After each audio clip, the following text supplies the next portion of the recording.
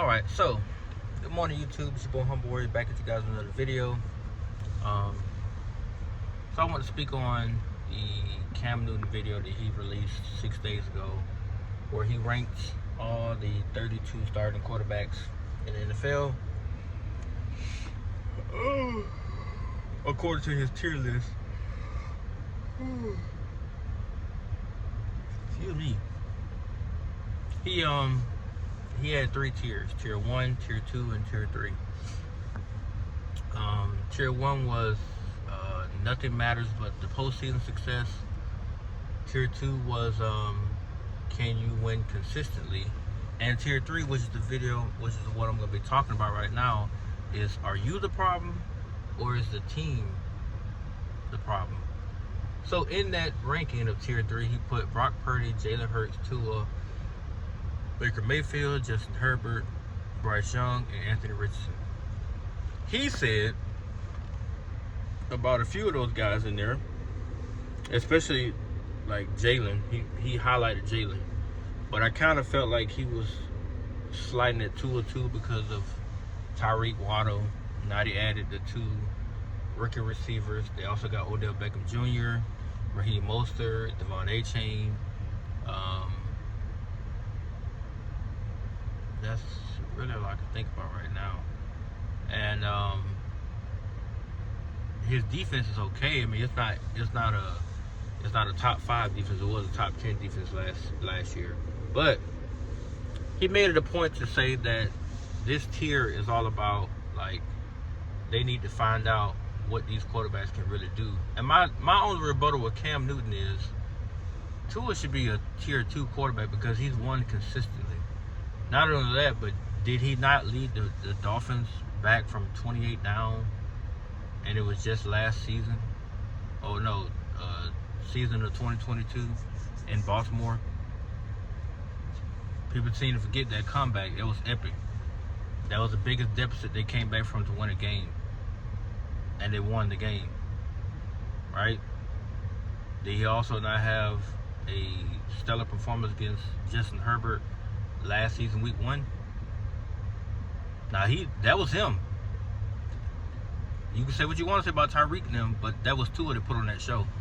460, I think, to 466, right? So to say, is he the problem or is the team the problem? That's a little shaky, Cam, because unlike Jalen Hurts, who relied heavily on the run game, Tua didn't do that. He put up stellar numbers. Now, I wish they would, feature the running backs a little bit more, but, he doesn't rely on a steady diet of run like Lamar and Jalen.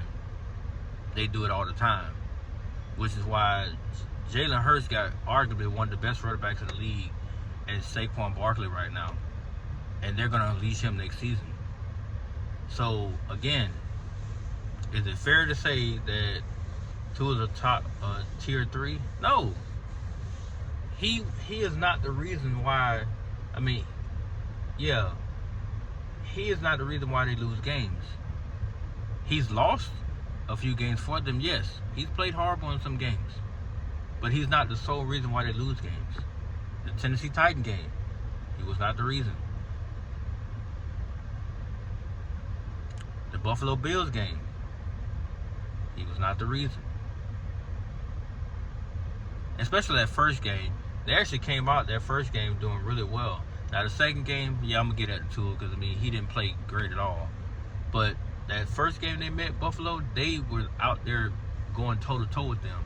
And then all of a sudden, the wheels just fell the fuck off the axle. And then he tried his best to, keep the game close, but it didn't happen. However, to say, is he the problem? It's like, so what you're saying is, without him, they're going to win, or they're going to go further. Now, I'm not talking about his backups, but they're not capable of doing much, if anything at all. It's already been proven that they can't do a lot. Yet, you expect them to say, oh, well, you can just plug and play anybody in that position. No, you can't. Because to me, Waddle, Reek, and OBJ, they're predicated on how they can get into open space and then be hitting those open spaces. A lot of quarterbacks can't do that. They need you to be able to separate to a degree to get you the ball. We all know OBJ is older, so he's gonna rely on, feeding off of third string corners. Waddle can get the second, and Tyreek also can get the best corner, whoever the hell that is. Now, if that's the case, we already know Tyreek gonna separate from light itself. So if that's the case, he'll be getting the majority of the passes. But then you got Waddle, you got OBJ, you got Tariq Washington, you got the other Washington kid. So I mean, he has a plethora of weapons. Now he got Jonnu Smith as an athletic tight end. They're gonna be hitting up as well. So to say, like I said, to say that he's the problem, I would beg to differ. I would more lean toward the team, because if you really want to build a championship quality team, the defense should have been the first focus. That's the one thing I give Brian Flores credit for. He built a stellar defense, even though that the zero blitz or the cover zero, a lot of times it makes sense, but he had the corners to hold up and the safeties to play coverage to allow those linebackers and stuff to get home so that they don't give up a big play. But if you could just give yourself a few more 2 to 3 seconds from that blitz getting to you, or you're gonna tear that damn defense to pieces. You're gonna tear it to pieces, because there's nothing on the back end. All you leave is a gaping hole. But because most quarterbacks can't read a defense like that, it was very successful under Brian Flores. But you see in Minnesota, it ain't very successful.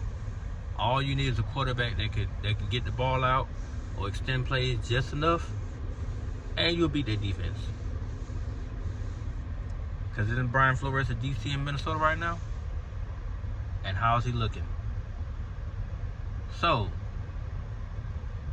again, to Mr. Cam Newton, you're a Hall of Famer. I mean, you're going to be a Hall of Famer, no doubt. I can't argue with you about your opinion. But I can say this.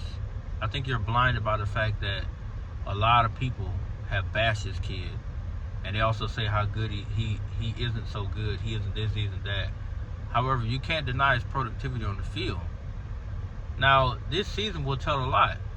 I mean, he has a lot that he's going to be dealing with, because his contract still ain't been signed or negotiated. And on top of that, they're trying to lowball him. Which at this point, if I'm Tua, you know what I would do? I would actually take that deal, because if he plays beyond what everybody's expecting him to do, and then make a nice deep-ass postseason run, guess what you can come back to the table and say? Did you not see that 5,000 yards, 40 touchdown season? Did you not see the AFC Championship game appearance? Did you not see the Super Bowl? Oh, I forgot the Lombardi sitting right over there. Go look at it. Look, turn your head. Turn your head, look at that Lombardi. I'm the reason. But let them tell it. I'm not a franchise quarterback, right? Now Tyreek, Waddle, Armstead, Holland, other guys on defense, they've all said the same thing. Everybody can't tell a lie. Everybody can't tell the same lie. They've all said, hey, pay me. I haven't said a word. I said the market is the market, and people took it and ran with it. Oh, he's saying that, he should get paid, and he should get the ballpark of, Patrick Mahomes or somebody like that. Man never said that. He said the market is the market. Now I'll translate for you. I did lead in passing last year, and I led in efficiency and damn near QBR. I could have did better with touchdowns, yes, and I could have lowered my interception number, yes. But you can't deny what I did on the field. Because you guys asked me to stay healthy, and what did I do? I put up damn near 5,000 yards. And people beat him up because they said, oh, it took 4 years. You do understand that the NFL is a developmental league. Nobody actually catches fire like that off the rip. And plus, if there's nothing around you, what can really actually help you elevate your game if not much is around you. People talk about Jordan Love as an example. Jordan Love had a stellar receiver group around him that are very young and very talented. Are they not? Justin Herbert had arguably one of the best receiving corps around him until they got old. The same can be said for Joe Burrow in Cincinnati. He had Jamar Chase, T. Higgins, and Taj Boyd. No, that's not how you say that boy's name. But he has Boyd, the other receiver. He has a nice tight end. He also has Joe Mixon.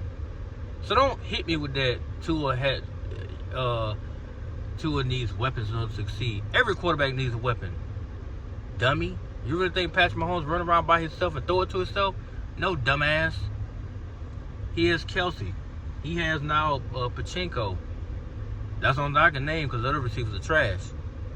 Now they gave me Xavier Worthy. We're going to see how he pans out as a rookie. But you need your weapons. Josh Allen, before they got rid of Stephon Diggs and Gabe Davis, that's what he had.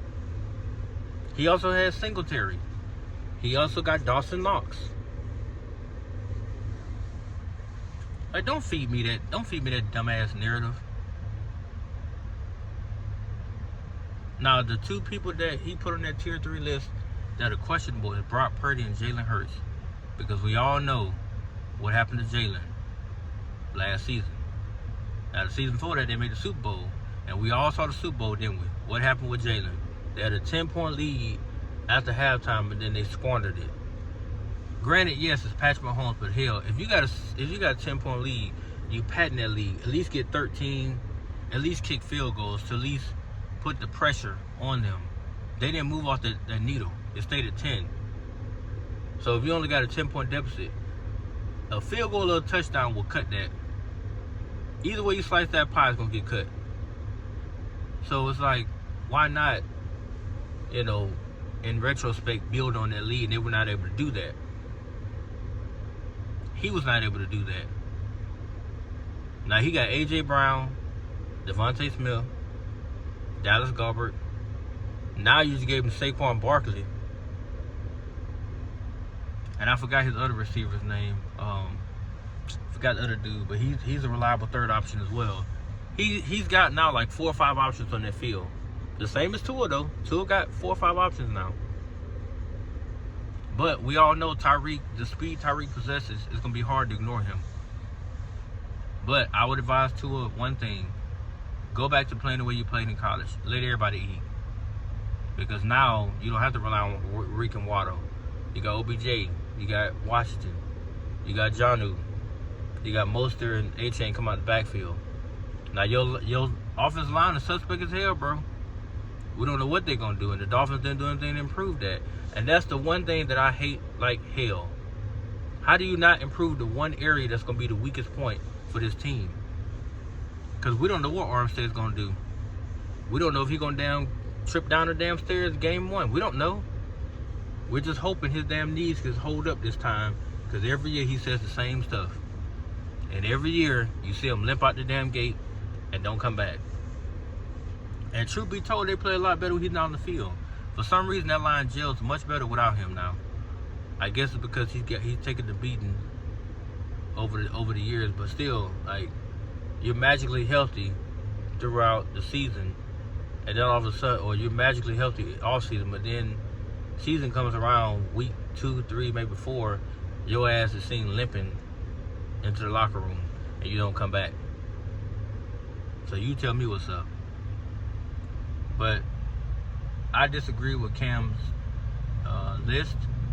I felt like Tua should have been a tier 2. I'm not gonna say he's tier 1 because he hasn't proven it yet. But if he puts up monster numbers this season and then make a nice postseason run, there's no way you don't bump that boy into the tier 2 at the top and possibly the bottom of tier 1, where nothing matters now but postseason success. And don't let him win a Super Bowl. You have to put him in tier 1 because nothing else is going to matter but that. He's going to be just like Patrick Mahomes. We don't give a damn about your damn regular season. We give a damn about the playoffs and the Super Bowl. How many Lombardis can you host up If Tua can win 2 of those things, you can cancel this fucking noodle arm argument. You can also cancel the franchise quarterback argument. For me, all he gotta do is get 1. You get a Super Bowl, and a lot of that narrative will change, because now they have to put you in the same category with Aaron Rodgers, Russell Wilson, Tom Brady, Peyton Manning, Drew Brees, Patrick Mahomes, right? Because the one thing you can't say is what? You got a Super Bowl ring. And guess who's the catalyst for that?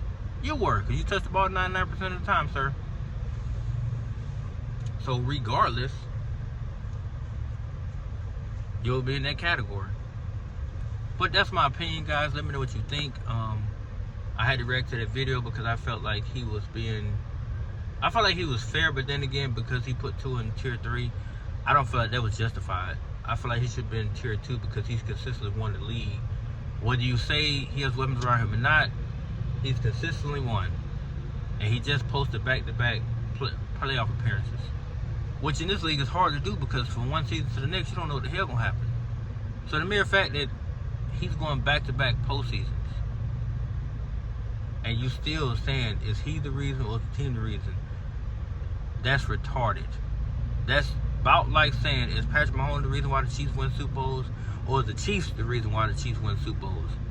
Because last season, you can make a strong argument for the defense. It wasn't because of them offense. That defense was legit last season. And they took away their pieces now to, quote-unquote, cripple them again. To see what he could do without a stellar defense. Now, I don't see him doing a whole lot because it's going to be harder. But, again, you could ask that. Did Patrick Mahomes win that? Or did his defense win it? Because did you not with your own eyeballs see that defense lock up San Francisco that second half to keep them in that ball game, to allow Patrick Mahomes to do what he did?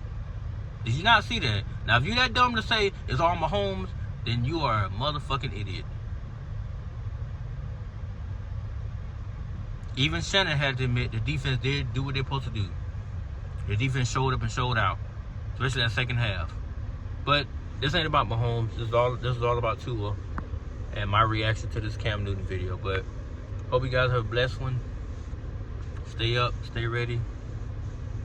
Like, comment, subscribe. And I'll see you guys in the next one. Peace.